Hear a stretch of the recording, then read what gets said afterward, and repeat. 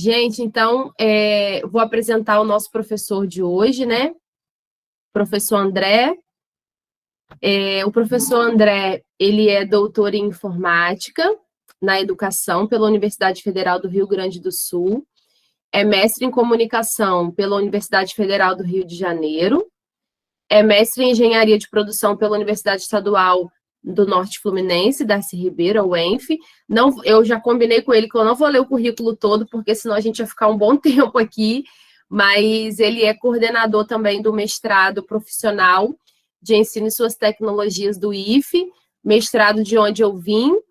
Então, é com muito prazer que a gente vai receber esse professor hoje para poder aprender, absorver ao máximo, né, o que ele tem para nos ensinar, e aí eu vou deixar ele combinar com a gente como que vai ser a dinâmica, se ele prefere que a gente interfira, né, ao longo da exposição, que eu acredito que vai ser o que ele vai combinar pelo que a gente falou anteriormente, e aí a gente vai fazendo aí a nossa aula acontecendo até às 11, tá bom? Professor André, com você aí agora. Obrigado, professor. Obrigado aí, bom dia a todos. Nessa manhã de quarta-feira aí, agradeço a presença. Soube que vocês foram pontualíssimos, né? Estou me sentindo até prestigiado. Gente, bom dia aí, então. Eu já conheço, né, o Carlos Henrique há um bom tempo, uns bons anos, e colaboro aí com o programa, apesar de não ofertar a disciplina eletiva que eu ministro eventualmente, que é Complexidades, Redes Sociais Digitais e Educação. Eventualmente a gente oferece ela, talvez esse semestre eu venha ofertar, né? Não sei como é que vai ser os arranjos aí que Carlos Henrique está fazendo, mas a proposta aqui é falar um pouquinho, né? Conversar um pouquinho com vocês sobre esses aspectos aí, que é a complexidade. Eu não sei se alguém já ouviu falar aí da teoria da complexidade de Edgar Morin, tá? E como é que são essas articulações com a questão das redes sociais digitais e a parte do ensino, da educação. Vocês fiquem à vontade, se vocês quiserem interromper em algum momento, tá? A ideia é ser um bate-papo mesmo, não ficar aquela coisa expositiva, cansativa. Então, por favor, fique à vontade. E se depois também vocês quiserem fazer alguma pergunta, podem postar no chat, fiquem à vontade, tá bom? Pessoal, eu vou partir, tá, para a gente poder nos guiar, para a gente poder se guiar, né, nesse percurso hoje, na minha tese. Eu vou colocar o link aqui no chat. Se vocês quiserem, podem acessar também para acompanhar, apesar de que eu vou compartilhar ela, tá? E se vocês quiserem também para localizar, é só botar tese André Web. É o primeiro link que aparece, é o repositório lá da URGS, que foi onde eu fiz o doutorado, tá bom? Vocês estão conseguindo me ouvir bem, né, gente? Beleza? Sim, professor, estamos bem. Então tá bom. Só em aula. Show. Eu vou compartilhar aqui agora, então, a tela.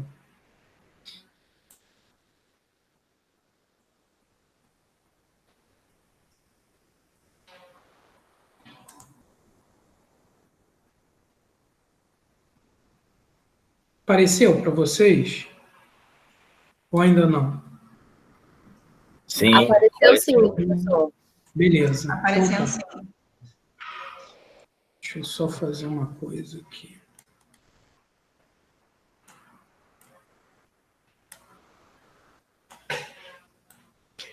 Então, pessoal,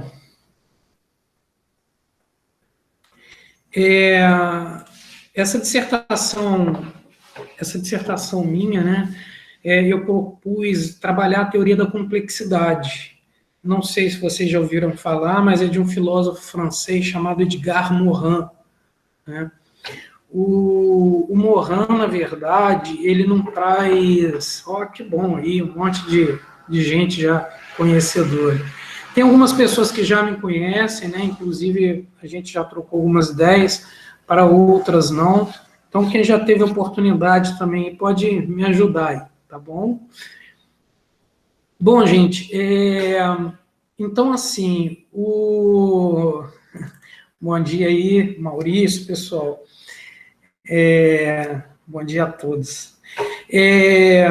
Então, assim, gente, o Morin, ele, na verdade, ele não propõe nada assim inédito, tá? Disruptivo. O que, na verdade, ele consegue fazer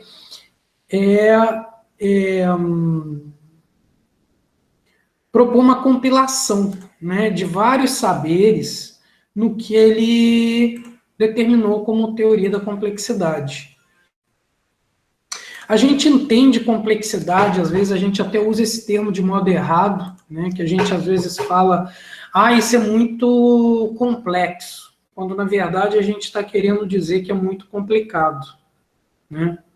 São coisas bem distintas, complexo e complicado são coisas diferentes. Isso é muito importante, desde já, a gente procurar estabelecer aí essa distinção.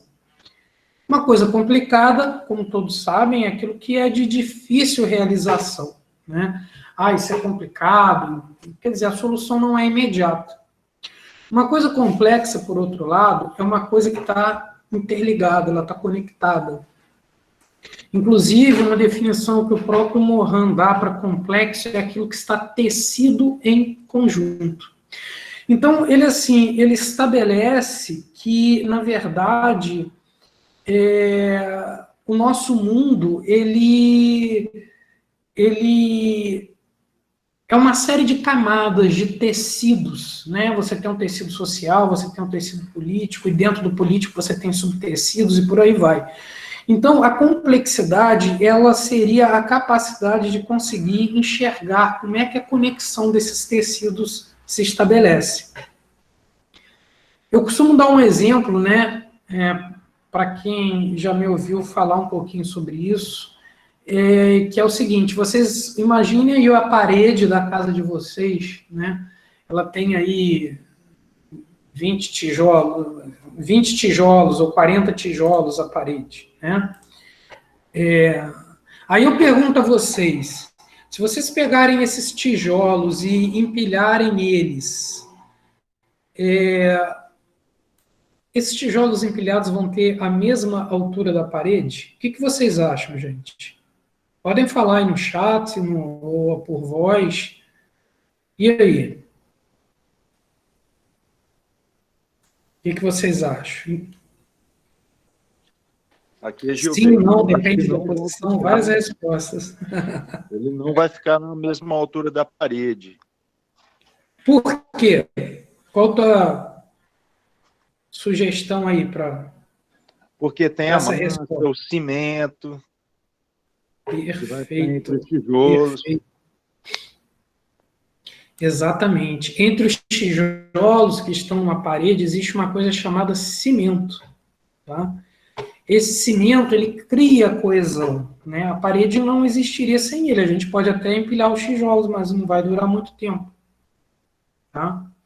Então, o que acontece?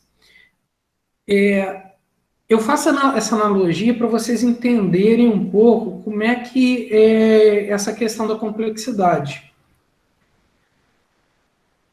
Lá na época do Iluminismo, um filósofo chamado René Descartes, que vocês já devem ter ouvido falar também, ele trouxe um conceito chamado pensamento cartesiano, né?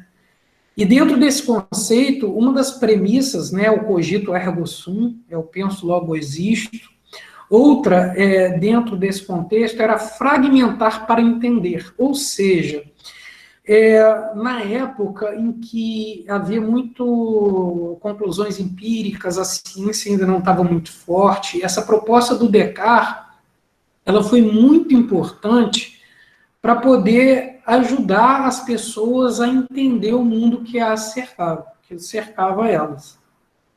Porque ele trouxe uma premissa que hoje ainda funciona muito, que é, vamos fragmentar, a gente não tem a capacidade, o ser humano não tem a capacidade de entender as coisas como um todo, de ter uma visão holística. Então, vamos fragmentar as coisas e estudar como é que funcionam as partes que compõem essas coisas, né?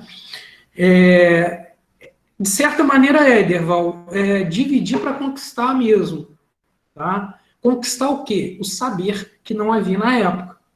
Então, o que acontece? Essa abordagem científica ela foi tão forte, tão poderosa, tão eficiente na época, que ela existe até hoje. Vocês veem que tudo que cerca a gente está fragmentando. Vocês querem ver? Por exemplo, a medicina, principalmente a nossa ocidental, ela fragmenta o entendimento em partes, né?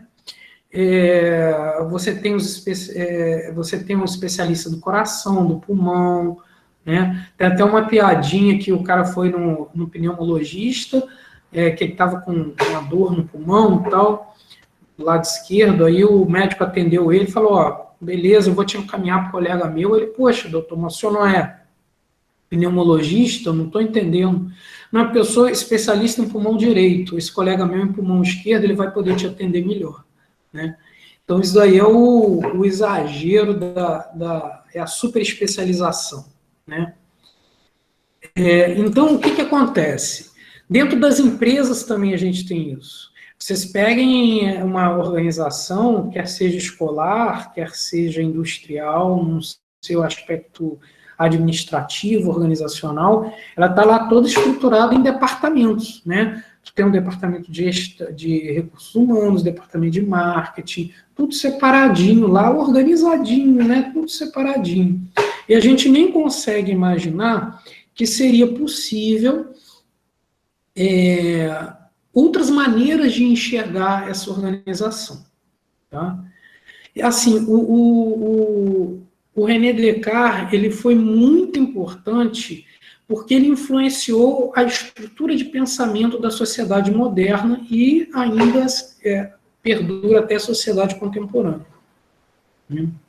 E assim, quando aconteceu a Revolução Industrial, a ciência já estava alicerçada por esse pensamento cartesiano, né? E aí, o que acontece? A própria maneira de organizar as indústrias, ela acabou se estruturando dessa maneira, fragmentada. E essa fragmentação, ela acaba indo também para a escola, para o modelo escolar como um todo. Porque a escola, ela existe, de certa maneira, após a Revolução Industrial, para disseminar os conhecimentos necessários para a produção. Esse é o princípio inicial da escola, tá? Desde as escolas de artífices até os atuais modelos. Só que o que acontece, gente? Qual a problemática hoje? Esse modelo ele perdura muito bem, né, de fragmentar as coisas. Tá? Para quem está com a dissertação aberta aí, eu estou falando um pouquinho agora, isso tudo que eu estou falando com vocês, tá, gente? Só para vocês se organizarem um pouco. Passei para vocês, né? Então faz sentido eu estou aqui, nesse capítulo 2, o pensamento complexo, tá? É isso que a gente está trocando ideia aqui agora. Então,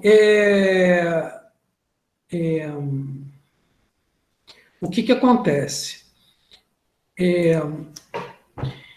Esse modelo, ele ajudou a organizar o mundo atualmente, mas ele tem um problema, tá? Que hoje, né, com a internet, com a globalização, palavras que são bem comuns aí aos estudos de vocês, isso começa a se tornar um complicador. Por quê?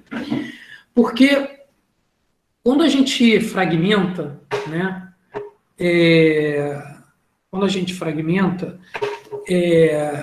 a gente, como o Rodolfo colocou aí no chat, a gente perde certas características do todo que aquela parte, quando ela está isolada, ela não possui. Vamos voltar para o exemplo da nossa parede, né? O tijolo empilhado, ele não possui as mesmas características que a parede. A parede é parede, não é tijolo empilhado. Tá? Então, se a gente pega e fragmenta, conforme postulou o René Descartes, olha, vamos estudar o tijolo que a gente vai entender a parede, em partes. Tá? Isso não é possível de se fazer. A gente vai entender a parede em certos aspectos, mas não a dinâmica dela, porque a gente vai estar ignorando o cimento. Entendeu? E o que é esse cimento? O que é esse cimento? É o que no mundo real é chamado de sinergia. Tá? A sinergia é exatamente essa energia, essa cola que existe, né? Essa força de coesão que surge e que permite uma equação matemática uma equação não matemática muito interessante, que é o seguinte, que 2 mais 2 é igual a 5. Tá? Ou seja, o todo, né, o todo, a parede, o organismo, o sistema, ele é muito maior do que a simples soma das partes isoladas. Né? A parede ela é muito maior do que a simples soma dos tijolos que compõem a parede. Então, a partir da analogia da parede, a gente começa a entender um pouco como que a gente perde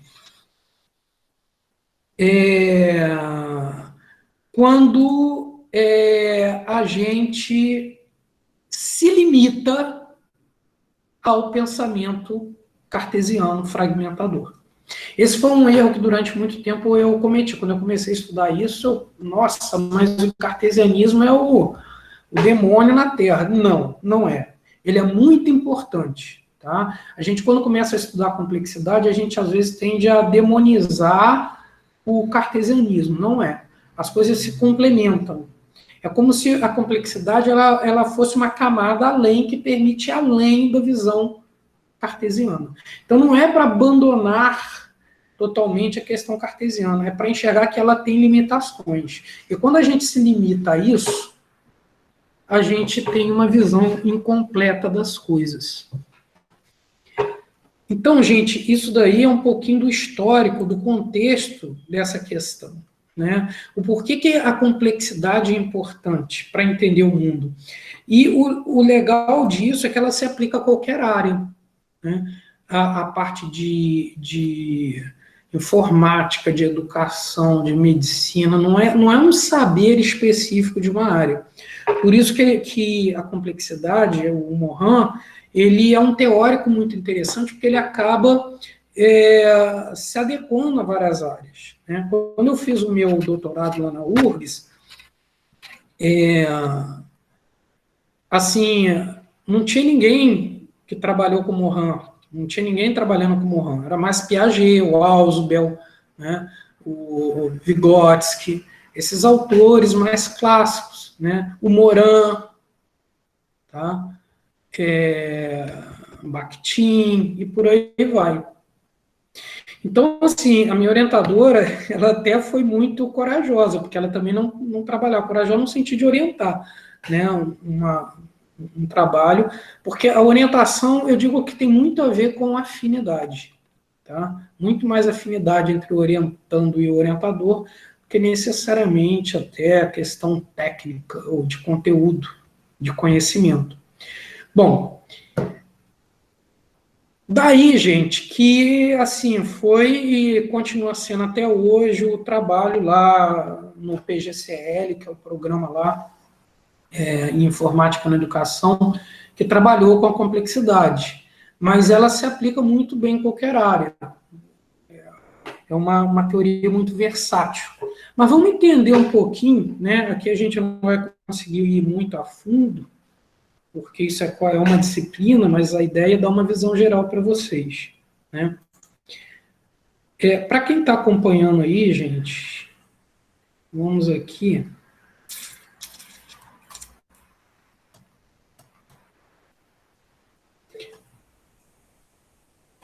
Deixa eu colocar. Tá aparecendo aí para vocês, né? Tá sim, André, tá direitinho. Beleza, obrigado. Eu, de vez em quando eu vou pedir esse feedback, porque eu não estou, quando eu abro aqui, eu não estou vendo a tela aí.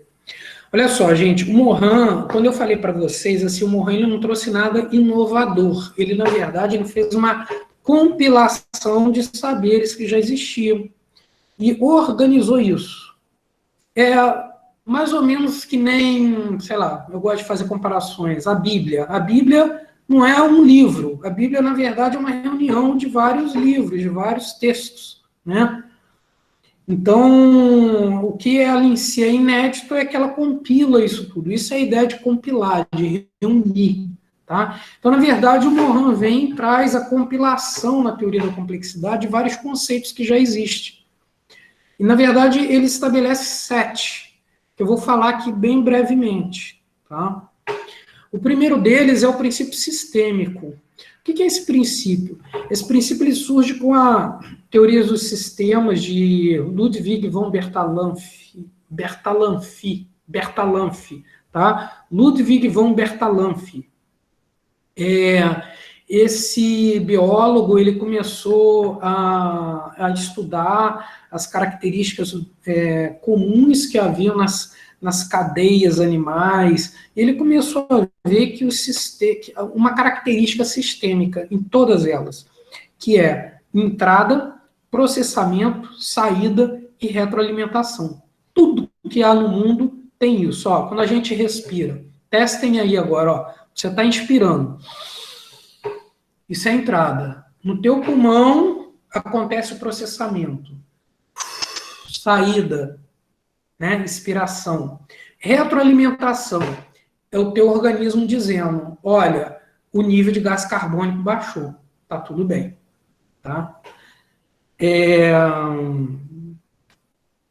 Então, não sei se vocês sabem, por exemplo, sobre o mecanismo respiratório, que o que importa mais é o nível de gás carbônico no sangue, né? Não de oxigênio.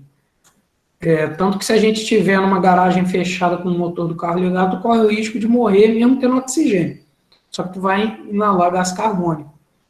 Então é interessante esse aspecto de como a retroação acontece. Então o Bertalanffy ele traz esse conceito de sistema e das partes que compõem o sistema, estabelece que todo sistema possui essas partes. Eu desafio alguém a imaginar alguma coisa agora aqui que não tenha entrada, processamento, saída e retroalimentação. Tá?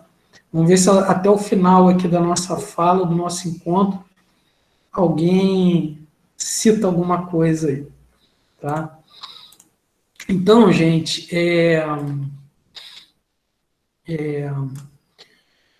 essa estrutura, tá, o Morin traz para a teoria da complexidade. Né? E, em seguida, né, a gente tem um princípio hologramático. O que é isso? É a ideia de que o todo está na parte, a parte está no todo. Como assim? Né? Isso parece... A frase é simples, mas o entendimento, às vezes, é meio confuso. Como assim? O todo vai estar na parte? Como é que acontece isso? Né? Por alguns exemplos é fácil, né, você entender. Às vezes você descrever o conceito é meio difícil, meio complicado. Mas o exemplo nos ajuda. Por exemplo, quando um espelho se quebra, né, o espelho continua mostrando uma imagem inteira, e não parte da imagem. O espelho, por exemplo, é um caso de hologramática. Tá? Outro exemplo de hologramática é o próprio DNA da gente. O DNA está contido nas células do nosso corpo. Mas o DNA nos contém por inteiro também. Ali está todo o código genético que determina suas características fisiológicas, que determina o que você é como entidade fisiológica, né, física. Tá? Então, esse é o princípio hologramático. A gente também tem um princípio da retroatividade, tá? Que isso é uma coisa, gente, que está começando a ser falada demais agora, né? Vocês pegam aí filmes de Netflix, virou moda. Só que é um estudo que é lá da década de 40, surgiu com o próprio Einstein, né, com a teoria da relatividade. Mais uma vez, reiterando aqui, não tem nada de novo. Vocês veem que Morin não está trazendo nada de inédito, né? A retroatividade, gente, é a gente começar a perceber, e agora a coisa começa a ficar meio complicada, tá? Para a gente sair da caixinha. Não é para entender, não, para a gente sair da caixinha. Olha o que eu vou falar, como é que vai causar incômodo em vocês. Isso é uma coisa que já é muito falada, mas se a gente parar para pensar mesmo, a gente não acredita, a gente não consegue conceber, tá? O Isaac Newton, né, que foi um físico inglês, ele estabeleceu várias coisas, a teoria gravitacional, e uma das coisas que ele estabeleceu, que até hoje é muito arraigada, é a ideia do tempo como passado, presente e futuro. Tá? O tempo não é assim. O Einstein ele traz isso com a teoria da relatividade, que o tempo é igual uma teia.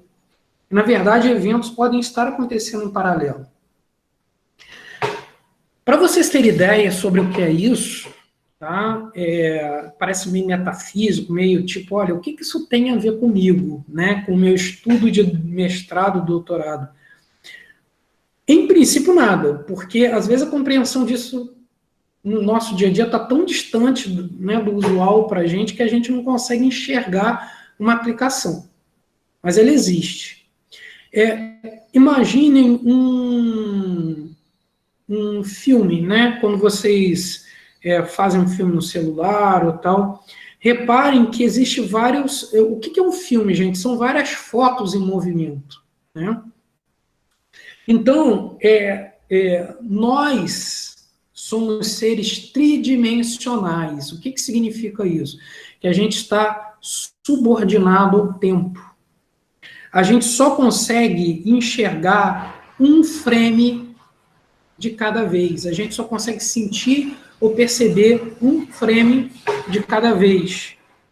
A gente não consegue pegar o rolo de filme como um todo, né? Imagina aquele rolo de filme de celuloide que aparece em filmes. A gente não consegue pegar o filme e colocar ele. A gente só enxerga cada momentozinho. Imagina um ser que vive dentro do filme. Somos nós. Para aquele ser, o rolo de filme não existe. O filme só acontece naquele momento. Tá? E é difícil a gente compreender se a gente está dentro do filme, dentro do rolo, sem conseguir entender até que existe um rolo de filme, que passado, presente e futuro não são lineares. Né? Bom, entender isso, né? E tem alguns filmes que discutem isso. Por exemplo, não sei se alguém já assistiu o filme Donnie Darko. Não sei se alguém já ouviu falar aí. Tá? É um filme bem interessante. Ele trabalha muito com essa ideia da não linearidade. Se a gente fosse enxergar o que seria um ser, por exemplo, da quarta dimensão, que teria a capacidade de enxergar o rolo, de enxergar todos os tempos ao mesmo tempo, como é que ele enxergaria nós, seres humanos, que somos subordinados à terceira dimensão? Como minhoquinhas, né? E no comecinho da minhoca tem o nosso nascimento e o final a nossa morte. Ele conseguiria enxergar toda a nossa linha de tempo de uma vez só. Ela já existe, né? Mas a gente não tem capacidade de enxergar isso. Olha como é que quando a gente para e ousa começar a pensar um pouquinho, um nozinho na cabeça da gente. A gente até cria um bloqueio, né? Nossa, mas que assunto mais louco, né? Que piração. É a dificuldade nossa no começo de entender isso, tá? Se vocês quiserem ler um romance que ajuda muito a abrir a mente sobre isso, foi escrito por um monge chamado Abbott, A-B-O-T-T, no século XIX, que ele escreveu, chama-se Flatland, Mundo Chato, tá? Flatlands, Planolândia, em português. Um romance de muitas dimensões. tá? Eu tenho, inclusive, o PDF. É fantástico, porque ele conta a história de um ser que vivia no mundo bidimensional, tal como nós vivemos no mundo tridimensional. E, em determinado momento, ele recebe a visita da esfera, né? Que é um ser tridimensional. E a esfera, ela faz a interseção com o plano daquele ser bidimensional, e o ser só consegue enxergar a esfera como um círculo, que é onde ela tangencia aquele plano. Isso ajuda muito a gente a sair do nosso lugar comum e buscar ampliar os nossos conhecimentos. Tá? Gente, para que isso interessa? Tá? Qual a aplicação disso no mundo real? Para parar de, André está viajando demais aí. Só para vocês terem ideia, eu acredito que vocês já devem ter ouvido falar de acelerador de partícula, né? Tem um na França, na Suíça, o Brasil, se eu não me engano, está inaugurando um agora, que eles aceleram um átomo na velocidade da luz e botam um para chocar contra o outro. E esse choque, ele possibilita vários estudos aí, porque ele gera energias elementais e tal. E um fato muito interessante é que num desses experimentos, nesse acelerador, eu acho na Suíça, toda vez que eles iam começar o experimento, tinha um pico de energia, né, de medição, alguns milissegundos antes de começar o experimento. Eles ficaram intrigados, fizeram um teste com a parte elétrica, mas o que é esse pico? E aí eles descobriram que o pico de energia, tá, ele era causado pelo experimento afetando o passado. A partícula que era liberada, ela viajava alguns milissegundos para trás de um tempo, e era essa medição que eles estavam detectando. Olha que doideira, tá? Então, isso mostra que essa linearidade nossa do tempo é só uma limitação da nossa maneira de perceber as coisas, porque a gente está dentro do rolo de filme, tá? Bom, restou alguma coisa aí dos neurônios, gente? Porque eu vou colocar aqui também, já que eu vi que o Marcos colocou, Flatland, ou Planolândia. Tá? São leituras bem interessantes para quem quer sair da caixinha. O que é a recursividade, gente? A recursividade é o princípio da complexidade, tá? Que ela determina a capacidade que alguns organismos e sistemas têm de andar por conta própria, tá? De se organizar em si mesmo. Aonde que a recursividade acontece, por exemplo, na gente no dia a dia? Tá? Quando o nosso organismo tem a capacidade de gerar novos organismos, são as células do nosso corpo, que se reproduzem em milhões a cada dia. Quando a gente fala, por exemplo, indo um pouco para a parte de tecnologia, de informática, quando a gente desenvolve um programinha, por exemplo, ele não tem a capacidade de aprender sozinho. Mas há uma linha hoje da informática, que se chama inteligência artificial, ela busca exatamente trabalhar esse autoaprendizado. O que é isso? É a recursividade. Tá? Então, a recursividade, ela se manifesta pela capacidade de autogeração, tá? E autossustentabilidade do sistema.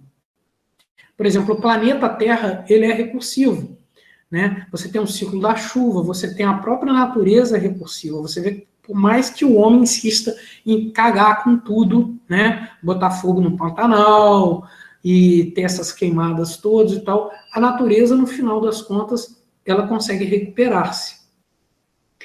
Eu não sei se vocês ouviram falar, né? Pode ter alguém que questione, André, mas eu ouvi falar que tem um relógio nos Estados Unidos lá, que inclusive está contando a contagem regressiva para a natureza entrar num momento que não vai ter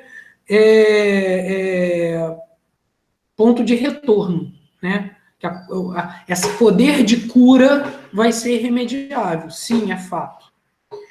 O que acontece é o seguinte, chega um momento que realmente o sistema ele perde a capacidade de voltar àquele estado anterior que ele estava. Mas ele vai se tornar outra coisa. Então, o que está sendo medido lá por esse relógio nos Estados Unidos é a capacidade que o planeta tem hoje de se manter como está. A partir de um determinado momento, com tanta queimada, destruição, essa capacidade vai morrer.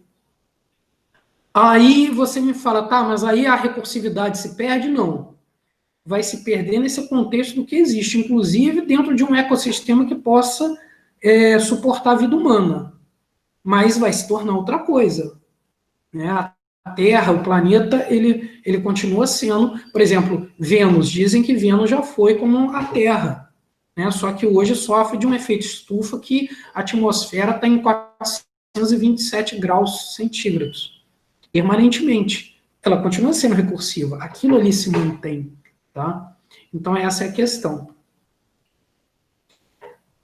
Tá dando para acompanhar, gente? Ou tá muito confuso, tá cansativo? Se vocês quiserem perguntar alguma coisa, tá beleza?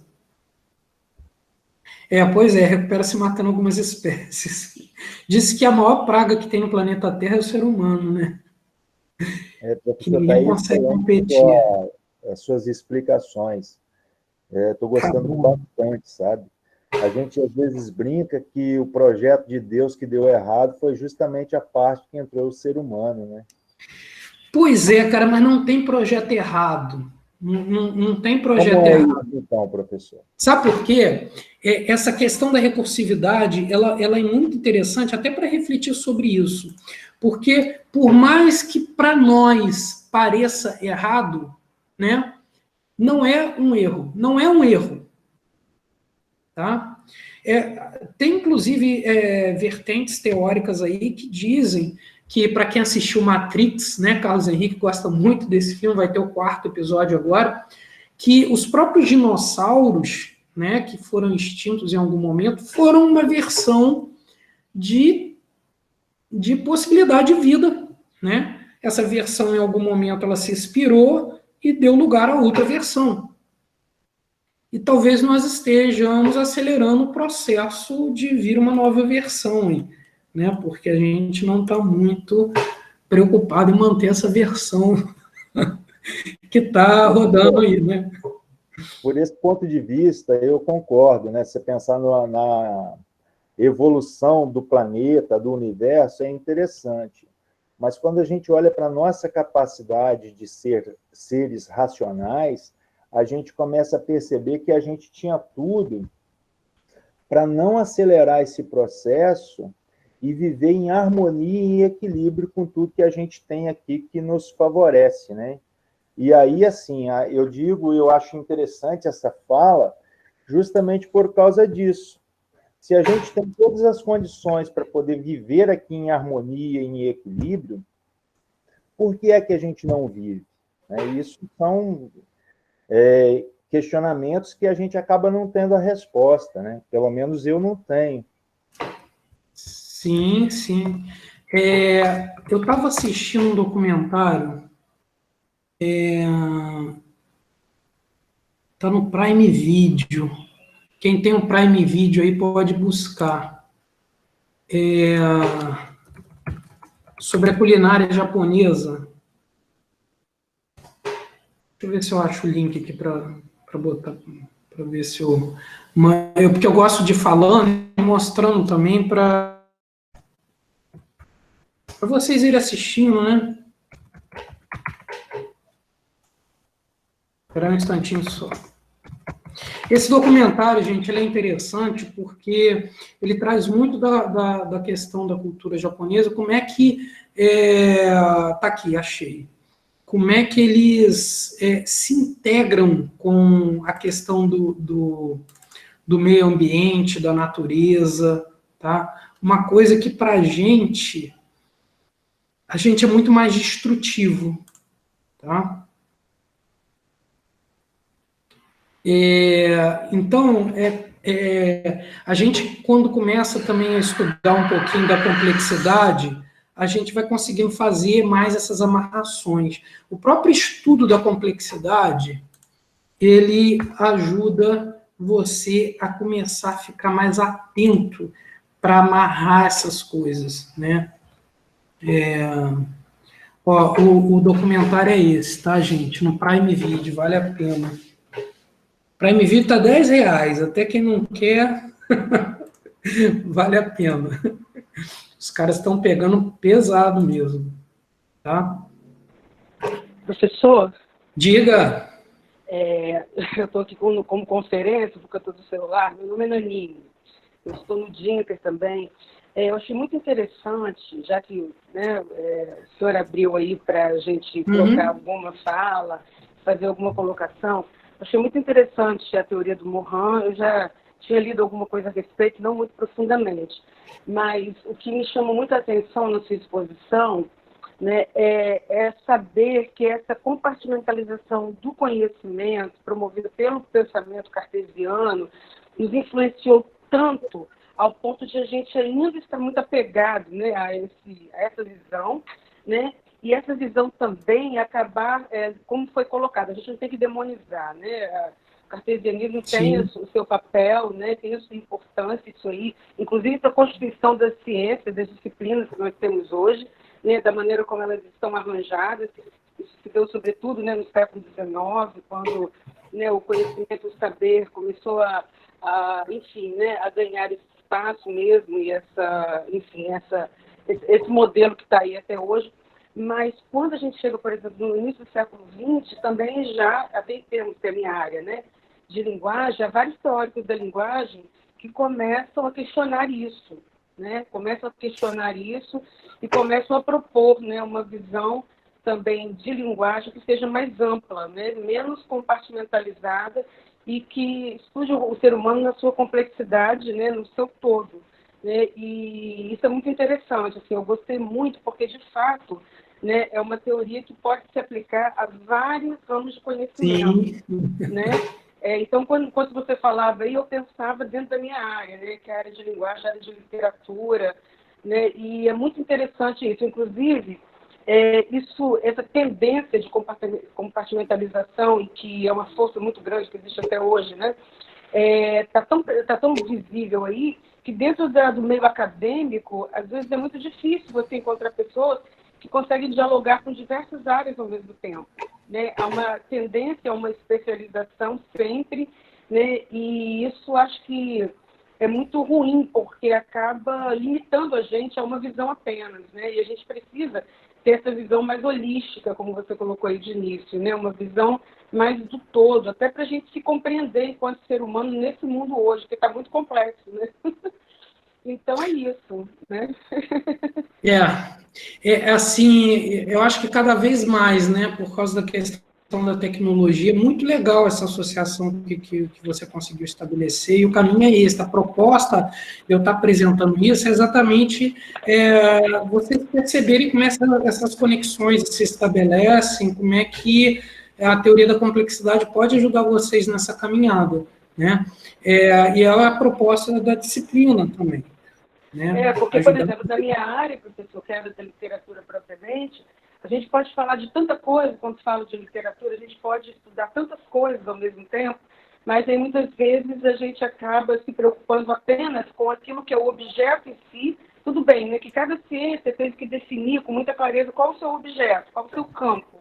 Né? Mas isso é um ponto benéfico, acho que o cartesianismo, porque ele estabeleceu, né, esses objetos, ajudou a estabelecer esses objetos, e hoje a gente tem aí, né, o conhecimento da forma como ele está. Mas, numa visão mais ampla, a gente precisa também se desapegar disso, para poder tentar enveredar por outros campos de saber, né, e não ficar apenas restrito a um campo de saber específico. Aí, assim, eu estou curtindo muito a sua aula, estou achando muito bacana, assim. Filosoficamente, dá para a gente a pensar e até repensar o nosso fazer em sala de aula, porque muitas vezes a gente se limita demais, né?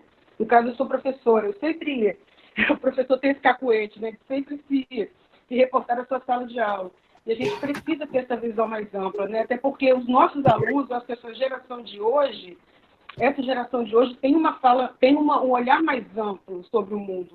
E, às vezes, o professor, que ainda é do século passado, leva para eles algo que é muito formatado dentro de um padrãozinho, sabe? Então, a gente precisa ampliar isso, até mesmo para a gente conseguir dialogar com os nossos alunos, dialogar com essa geração que aí está, que é muito mais complexa, né, nesse sentido de complexidade que você tem estabelecido aí, do que a gente pode pensar, né?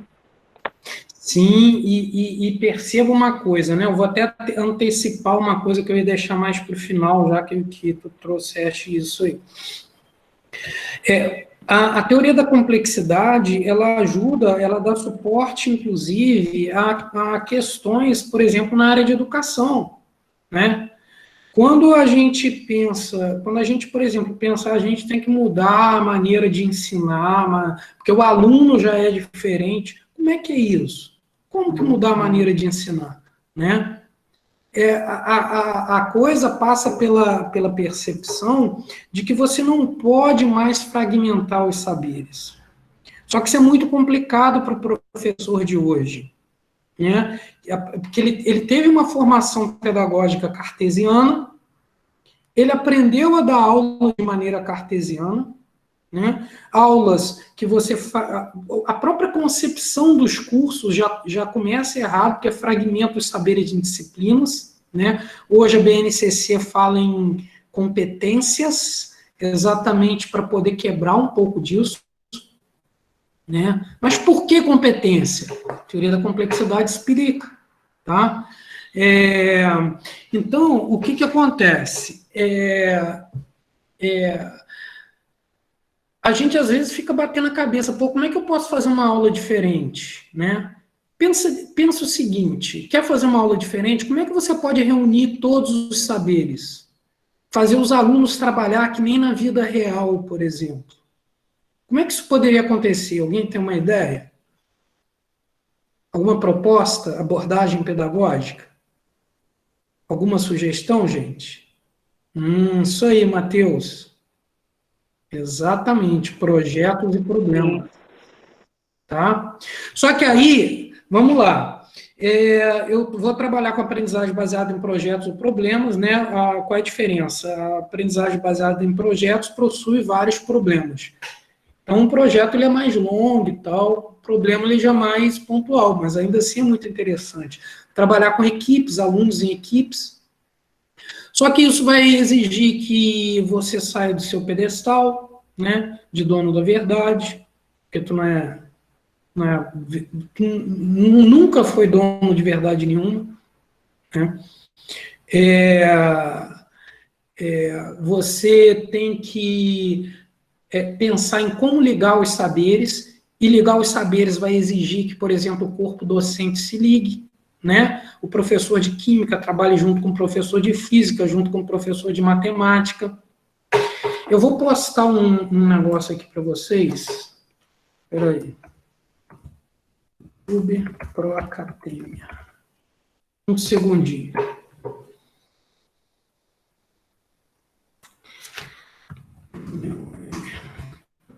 Foi uma escola que eu visitei, porque eu passei 6 meses morando na Finlândia, num programa do governo federal.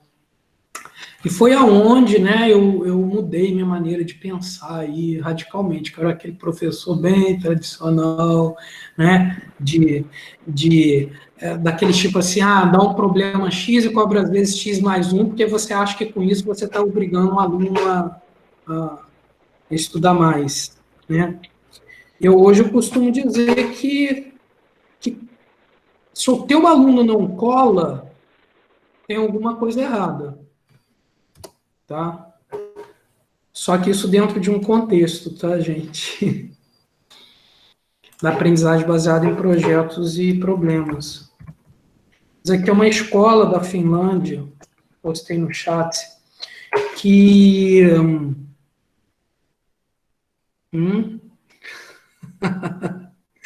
Pois é, Derval, a questão é o seguinte, realmente no modelo tradicional é inconcebível, porque o modelo tradicional ele pressupõe uma relação dicotômica entre o professor e o aluno. E nessa relação você tem uma guerra, né? É o professor contra o aluno. E aí começa o problema. Quando você está trabalhando com aprendizagem baseada em projeto ou problema, o professor é um tutor, é um orientador, não é dono da verdade, né?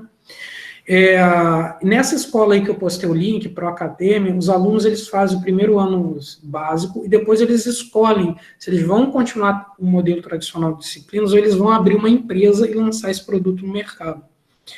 E aí eles vão buscar os professores em função da demanda do projeto deles. Quantas horas de marketing o aluno precisa ter, por exemplo? Depende daquilo que ele precisa para aprender. Ele vai atrás do professor. A única obrigação é que eles têm que ler tantos livros por ano. Tá? E aí, esse projeto é muito interessante vocês pesquisarem mais sobre ele. Exatamente, a aprendizagem acaba sendo personalizada, perfeito. Né? Hoje, a aprendizagem ela é tão ridícula, quanto ridículo seria você entrar numa loja de sapatos e o vendedor chegar para você e falar, olha, eu tô com esse sapato aqui para você. Eu falei, não, mas eu não te pedi isso. Não, eu sei o sapato que você quer. Aí você fala, não, eu não sei, não é isso que eu quero. Não, eu sei, é esse o sapato que você tem que usar para fazer sucesso. Olha como é que isso é absurdo, é surreal. Né? Vocês se imaginam entrando numa loja e vivendo isso? Pois é, mas é assim que o modelo de ensino acontece. Tá? E a complexidade ajuda a entender isso. Olha, depende, Matheus. Tem salas que são maiores, tem salas que são menores. Agora, algumas características são interessantes. Por exemplo, a maioria das disciplinas tem 2 professores atuando, né? Pode deixar, depois eu passo aqui meus contatos. Você tem muita questão de aprendizagem baseada em projeto. Gente, se você está trabalhando com um projeto, pode ter 200 alunos. Tu imagina que com 200 alunos, se você divide a sala em grupos de 10, em equipes de 10, você vai ter só 20 equipes. É como se cada equipe fosse um aluno. Entende? Então, esse medo do quantitativo também, ele é muito oriundo do modelo tradicional. Olha como a gente está pegado a coisas, entendeu? A conceitos. A gente está lá dentro do filme, a gente não enxerga o rolo do filme, em todos os aspectos. Tá? Então, assim, olha,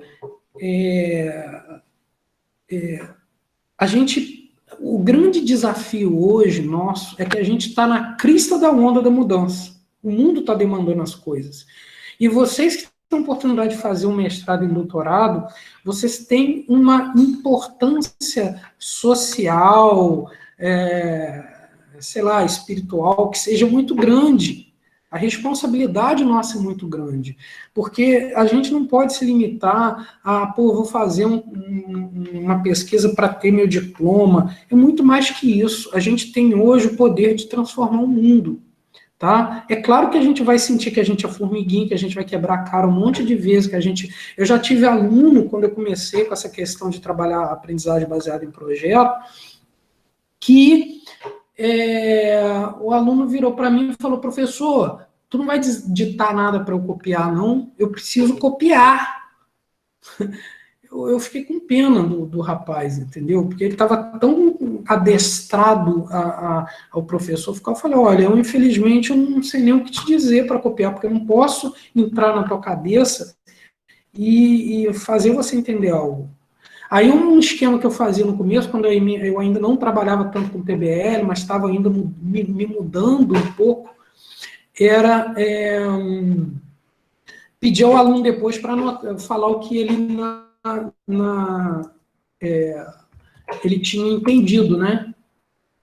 Tem um artigo meu aqui, gente, que eu escrevi, que é um capítulo... Na verdade, é um capítulo da dissertação também, eu vou mostrar para vocês. Ele fala sobre a própria mudança, o que a gente precisa mudar na gente mesmo, tá? Para poder trabalhar um pouco a questão da complexidade. A gente vai chegar nele aqui. Vamos ver nosso tempo aí, que a gente só tem 1 hora. Bom, gente, o princípio da auto-organização é aquele princípio que parte da ideia de que morte e vida são 2 lados da mesma moeda. Tá? A gente, principalmente no Ocidente, a gente demoniza a morte, mas a morte é criação. A morte é dá lugar para o novo. Tá? É claro que quem está no processo de estar morrendo não gosta muito, tá? Mas você não pode ter vida sem morte. Então, esse também não é um erro da criação de Deus. Tá? Ou, para quem não acredita em Deus, do mecanismo do universo. Isso faz parte. Tá? A própria concepção da teoria dos sistemas, ela trabalha com isso. Então, quando o Morin traz isso para a teoria da complexidade, ele parte do pressuposto do seguinte: não há pesquisador e não há projeto de pesquisa que esteja sob a égide da complexidade que não passe pela dor da reconstrução, de você botar tudo para fora do quarto, né, para poder fazer a limpeza e botar para dentro de novo. E, assim, pesquisar sobre a complexidade é desafiador, porque mexe com a gente, entendeu? A gente se desestrutura muito. Tem que ter fibra. Eu falo isso nesse capítulo aqui da dissertação, ó. Esse daqui, ó.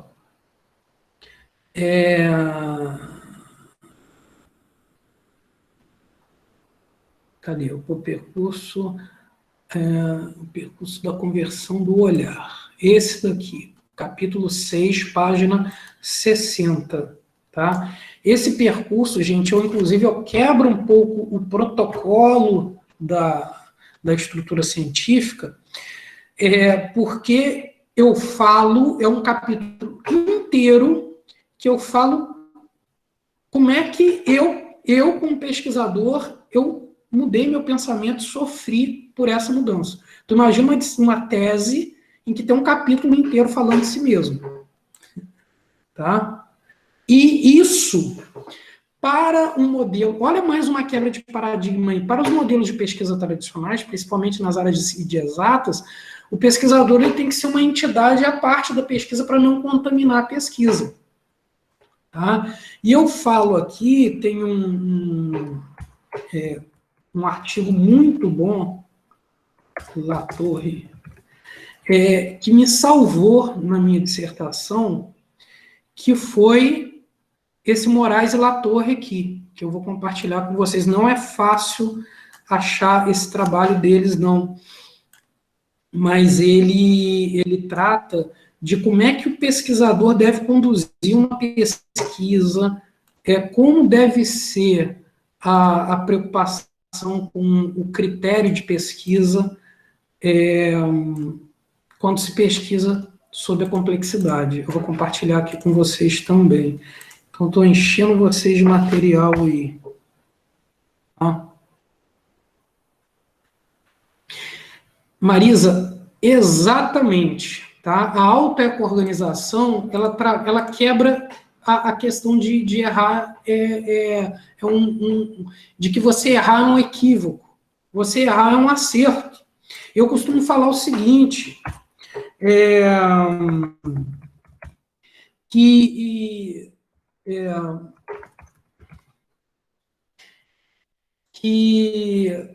uma pessoa que joga dardo, né, naquele jogo de dardo, se o cara acertar no alvo de primeira, o cara se ferra, porque será que ele vai conseguir fazer de novo?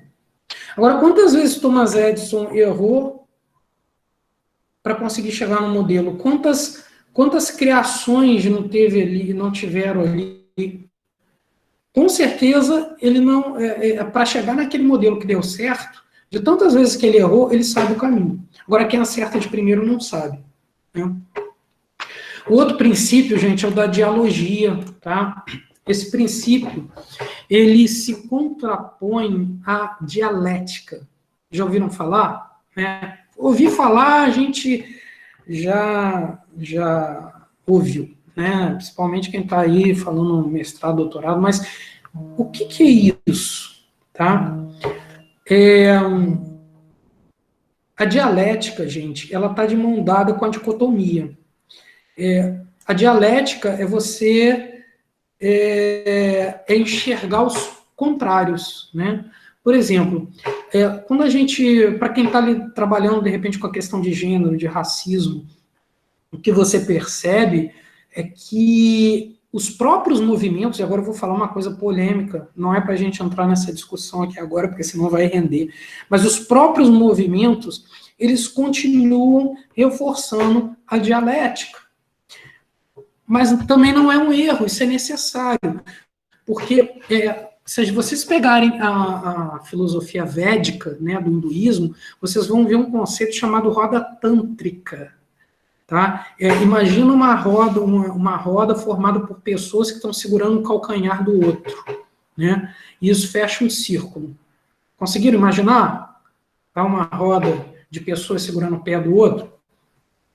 Essa roda é a roda da vida. Uma hora você está em cima e pode pisar. Uma hora você está embaixo e pode ser pisado. A única maneira de você quebrar a roda e não ser pisado é quando você tiver a oportunidade de pisar, você não fazer isso. É você não dar o troco, não vingar, não, né? É como Jesus fala, dar outra cara a tapa. É isso, tá? É quebrar a roda tântrica. E o que acontece? O ser humano, ele aprende pelos extremos, porque a gente precisa a gente aprende pela distância. E você só consegue enxergar a distância quando você está longe daquele ponto de origem. Então, o que acontece? A gente vive vivendo os extremos. Essa questão esquerda, direita, preto, branco, o mundo é binário, tá? Quem trabalha muito com esse conceito é um outro filósofo, tá? Eu não sei se vocês já ouviram falar, chamado Pietro Ubaldi. Ele trabalha muito isso num conceito, num livro dele chamado A Grande Síntese, que é um livro bem dificinho de ler, tá? Para quem quiser começar a ler o Ubaldi, não é esse que eu recomendo Pensamentos, tá? Um outro livro dele. Mas o Ubaldi, ele trabalha muito com essa ideia, tá? E assim, a dicotomia também não é um erro, ela é uma necessidade do ser humano. O próprio caminhar, né, a gente bota um pé num extremo, depois bota um pé no outro extremo, né? Pensa só a gente andando, se não é assim. E aí você, entre os extremos, você anda na média. Não é assim que acontece? Então, olha só, a sociedade vive assim, tá? A gente vive esses extremos, mas esses extremos, eles não são um erro, mas a gente não pode se prender a eles. Quando a gente se prende a eles, a gente vive a dicotomia. Hoje, a gente vê um momento de exacerbação do movimento de luta da consciência negra, por exemplo, das minorias. Por que isso, gente? Porque no momento lá atrás, houve muita opressão. E agora a gente está vendo esse explodir, mas que também não é o ideal, porque isso tudo é dicotômico. Isso só reforça as diferenças, a dialética. Então, o que Mohan traz no princípio da dialogia é que em algum momento você precisa trabalhar a conciliação. Tá? Isso é a dialogia. Não é simplesmente você reconhecer os contrários, mas você buscar entender como esses contrários podem dialogar, como essa costura pode acontecer. Em seguida, nós temos o princípio da reintrodução, né? O que é esse princípio da reintrodução? Você encontra vários autores aí que trabalham com a ideia da reintrodução de outras maneiras. Inclusive, gente, só para alertar, eu havia não comentado isso. Quem fala muito essa questão da auto-eco-organização também é o Maturana e Varela, tá? Que fala do conceito de autopoiese. Não sei se vocês já ouviram falar. Tá? Então, isso tem relação, só para vocês verem que o Mohan não é inédito nas coisas que ele fala, tá? E que, na verdade, tem um diálogo aí com vários outros autores que trazem conceitos. Vocês aí Vocês aí, diversas vezes, você já deve ter passado, pô, mas isso tem a ver com aquele outro autor, mas isso tem a ver com aquele outro autor. Tem sim, tá? E é aí isso que torna a teoria da complexidade legal, por essas tangentes, por essas conexões, esses contatos, e essa é a proposta da teoria da complexidade. Tá? Bom, então, continuando aqui, gente, a reintrodução é a ideia do espiral de saber. A partir do momento que a dialógica existe, que o diálogo existe, a gente entende que o ser humano influencia a cultura, mas a cultura influencia o ser humano. Olha a hologramática aí funcionando, né, para quem achava que era só uma questão teórica, a parte da sociologia, da cultura, influenciando aí a questão do desenvolvimento de novos saberes. Ou seja, ninguém inventa a roda. Essa é a ideia da reintrodução. Olha, reintrodução, né? Você está fazendo aquela questão da teoria dos sistemas da retroalimentação. O sistema já existe, ele possui certas características e alguns resultados de saída vão ser retroalimentados para modificar esse conhecimento. A reintrodução, por exemplo, ela está acontecendo agora com vocês. Por quê? As coisas que eu estou dizendo não são novidade para vocês. Vocês só estão conseguindo fazer algumas conexões aí com saberes que vocês já possuem. Percebe, quando a gente chega na sala de aula, novamente falando da educação, começa a despejar um monte de coisa em cima do aluno, pressupondo que ele é uma tábula rasa, ignorando totalmente os saberes que ele traz consigo, a gente capa a reintrodução. Entenderam? A gente elimina a reintrodução. Tá? Então, olha aí a problemática disso. Olha como é que elementos da teoria da complexidade podem ajudar a gente, inclusive, a reformular nossa maneira de dar aula, um projeto que a gente está desenvolvendo, tá? E por aí vai. Ok, gente? Tudo bem até aí? O pessoal parou de colocar no chat, parou de comentar. Estão me ouvindo ainda? Beleza, gente. Então, olha só. Esses conceitos, como é que eu trabalhei ele na prática? Tá? Como eu falei para vocês,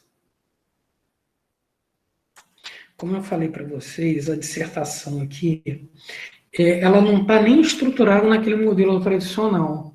Eu tenho aqui no capítulo 6 o percurso de conversão do olhar, que foi a minha transformação. Gente, eu não posso propor nada, nenhuma pesquisa sobre a complexidade, se eu não me transformar. Esse é o grande desafio. Por isso que é mais fácil trabalhar, de repente, até numa pesquisa de doutorado, porque tem mais tempo para isso.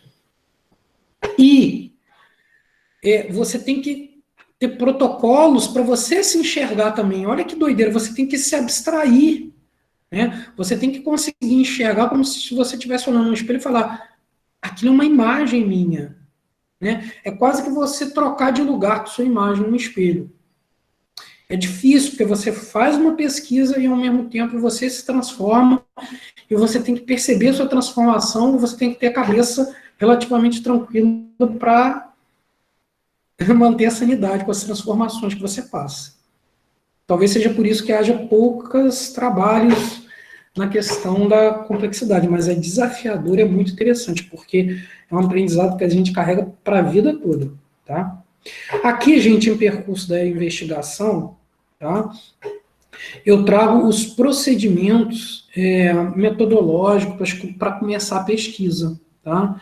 E aqui, no percurso da análise, eu estabeleço 3 dinâmicas, que é o movimento da dinâmica, 3 momentos, o movimento da dinâmica, e eu tenho esses 3 princípios da complexidade, o movimento da recriação, que eu tenho esses 2 princípios, e o movimento da inclusão, que eu tenho esses 2 princípios. Então, eu peguei os princípios da complexidade e desenvolvi uma ferramenta de análise. Tá? Por exemplo, quando vocês fazem uma pesquisa, eu vou trabalhar com análise do discurso, né? Você tem lá os protocolos para isso. Eu vou trabalhar com, sei lá, teoria sociocrítica, histórico-crítica, né? Você vai ter uma maneira de fazer isso. Então, eu não segui nenhuma dessas teorias, eu desenvolvi uma que se chama Camadas da Complexidade, que é esse capítulo 8 aqui. Eu também escrevi um artigo que traz uma compilação dessas camadas. Eu vou postar aqui no link. Ó, Camadas da Complexidade.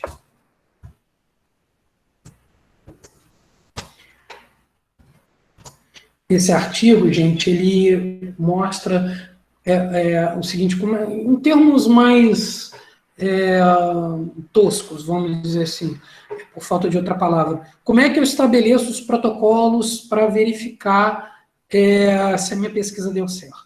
Tá? Porque a ideia foi o seguinte, em resumo, que pesquisa eu fiz? Eu peguei os princípios da teoria da complexidade, preguei um problema que eu tinha, que era a falta de interação em estágios supervisionados, né? Porque fica lá um supervisor de estágio e orientando vários estagiandos, e nenhum deles se falam, né? É uma rede, e aí entra a questão de rede social, né? É uma rede totalmente desconecta.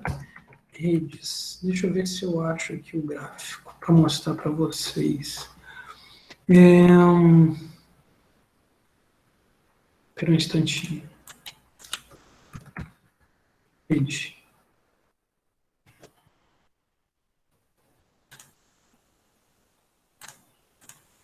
Tem a lista de figuras aqui. Um instante só, gente, por favor. Que eu acho que é interessante explicar isso, mostrando esse detalhe aqui. Viu, gente? Lista de figuras é importante no trabalho de vocês. Vamos ver se a minha dá certo aqui. Mapa com ambientes, opções. Tá aqui, ó. Figura 11, 57. Olha, minha lista de figuras funcionou. Nunca usei ela. Primeira vez com vocês aí. Bom, vamos lá.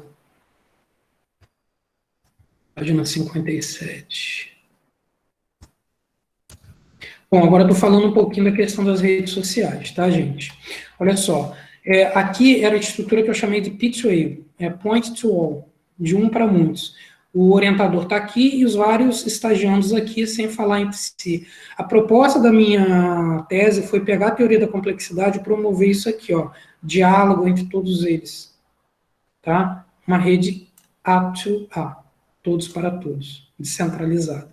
Para isso, gente, eu propus um ambiente de redes, quer dizer, rede social digital. Eu não usei Facebook, não usei nada disso exatamente para não criar distração. Eu usei um framework, quem é da área de TI aí sabe um pouquinho do que eu estou dizendo. O framework é um esqueleto, tá? Para você desenvolver, você instala essas linhas básicas num servidor de computador e um arcabouço perfeito. E obrigado pela tradução, Ederval. Eu usei esse daqui, o LGG. Tá? Tem gente que fala EL e LGG. E aí eu criei uma rede social digital e os alunos iam trabalhar a interação deles ali. Bom, como não achei trabalho sobre isso, eu tive que desenvolver uma ferramenta, eu tive que propor atividades e depois eu precisava verificar se foi criado um ambiente complexo. Para isso, estabelecer aquela camada da complexidade que eu mandei o artigo para vocês. E a partir disso, esse foi o meu instrumento de análise, eu consegui verificar que alguns aspectos da complexidade foram atingidos, outros não, né? Tem sugestões de trabalhos futuros. Isso é uma coisa muito interessante que a gente sempre ignora. Estou em dúvida o que eu vou fazer, não tem projeto de pesquisa, não sei o quê. Gente, 50% da tua pesquisa é achar o problema de pesquisa. Tá? E todo o trabalho de dissertação e doutorado que se preze tem lá no final sugestões para trabalhos futuros. E todo mundo ignora isso. Tá? Então, vai lá na sugestão para trabalhos futuros e vê o que pode ser feito. Tá?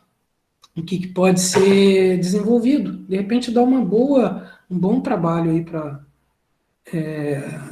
exatamente, a gente ignora isso. Tá? Então, gente...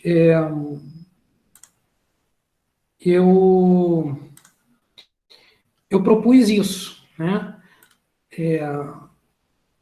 Aqui estão as camadas. Ó, esse é o percurso de conversão do olhar. Esse capítulo aqui, eu escrevi um artigo também sobre ele. Tá? Vou mandar para vocês aqui.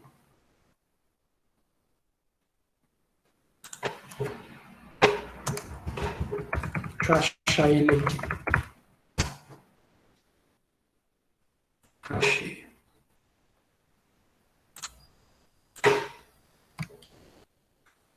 Vou compartilhar com vocês aqui. Artigo sobre mudança do pensar do pesquisador na complexidade.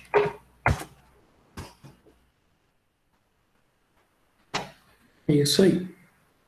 Então, gente, deixa eu fechar aqui só. Estou com muita janela aberta. Então, esse capítulo aqui, 6, é esse aí que eu mandei o link para vocês, tá? Eu escrevi um artigo sobre isso.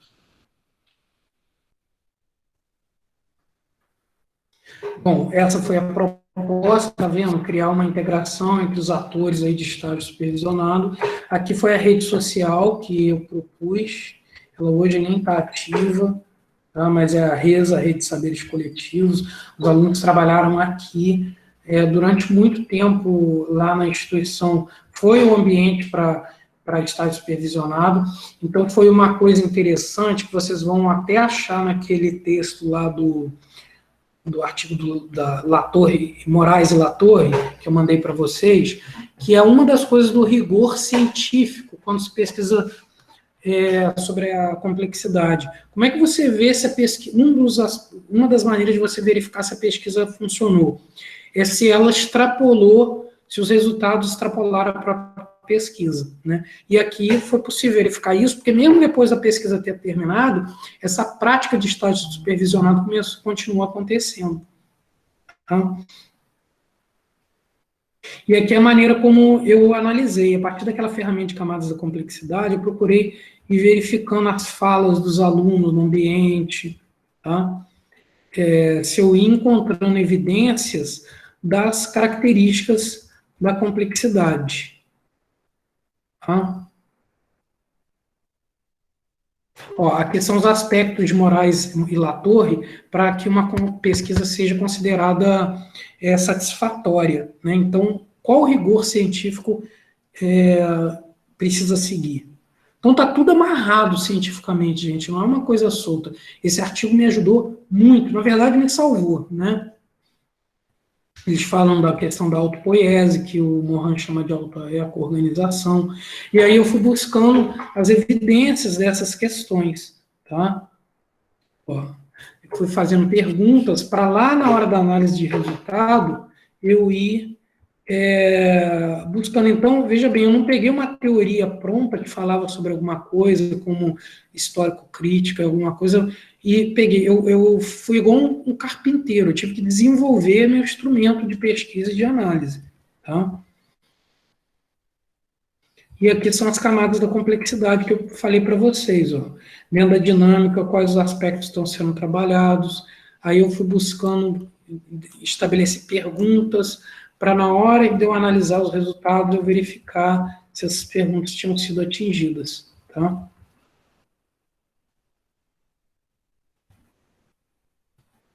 Bom, aqui foi um pouquinho da dinâmica, o protocolo. Como é que foi, né, a sequência didática, a aplicação aí dos resultados.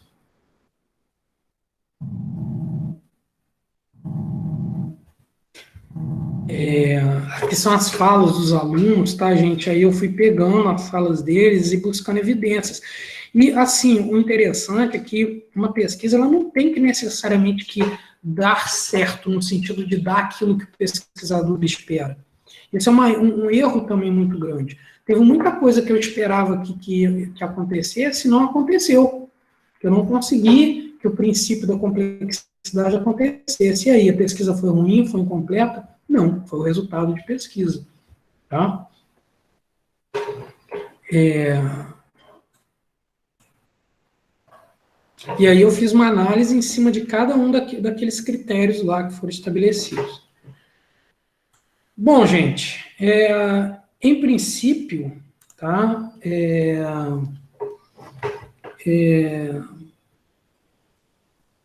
Essa é uma visão geral, né? Sobre a questão da complexidade, sobre a questão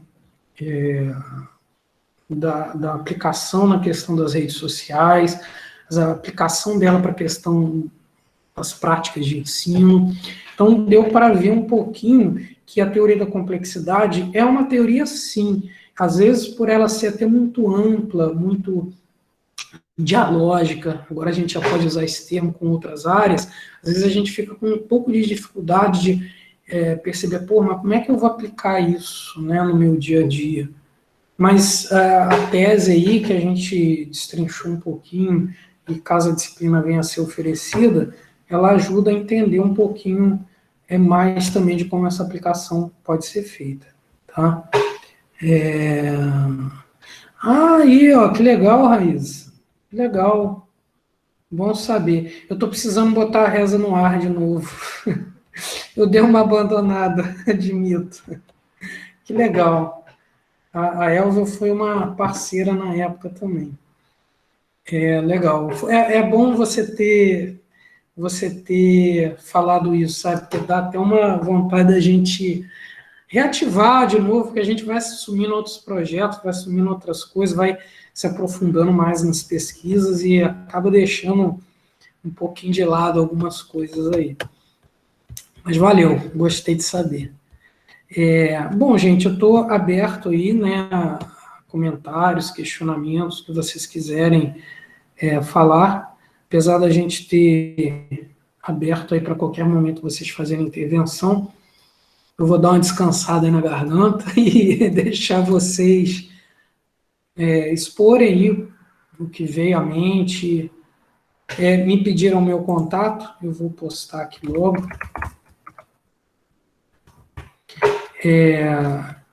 Eu tenho um e-mail e tenho Twitter, tá? Que eu uso bastante, apesar de ser uma... Tá bom, gente? Professor, mais uma vez estou aqui. Gostei muito da sua aula, foi muito, muito interessante, né? Como eu já havia falado, muito boa. Gostei muito dessa última parte aí, quando... vou chamar você, né? Você é tão novo. Sim, claro. Quando você colocou a questão, né, desses estudos, né, e desse dualismo que existe hoje, sempre, né, e que a gente precisa romper algumas questões que às vezes ficam muito nessa dicotomia e não conseguem dialogar entre si, né? Eu ainda estou, né, a gente vai mudando o projeto, né, mas o meu projeto para o doutorado passa pelas questões da discussão mesmo da negritude, a discussão, né, dessa questão das minorias.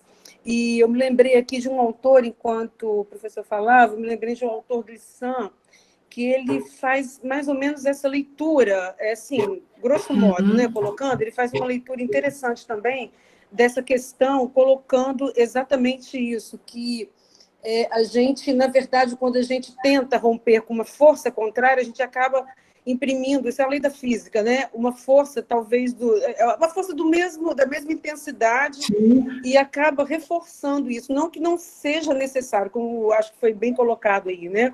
Você. Segunda lei de Newton. Mas é algo que precisa, sim, ser, de certa forma, superado. E é isso que a gente percebe hoje nos movimentos negros, né? Eu sei que é bem polêmico mesmo essa questão, mas a gente percebe muito isso, né? E a gente precisa romper com isso, que foi aquela imagem do tântrico, né?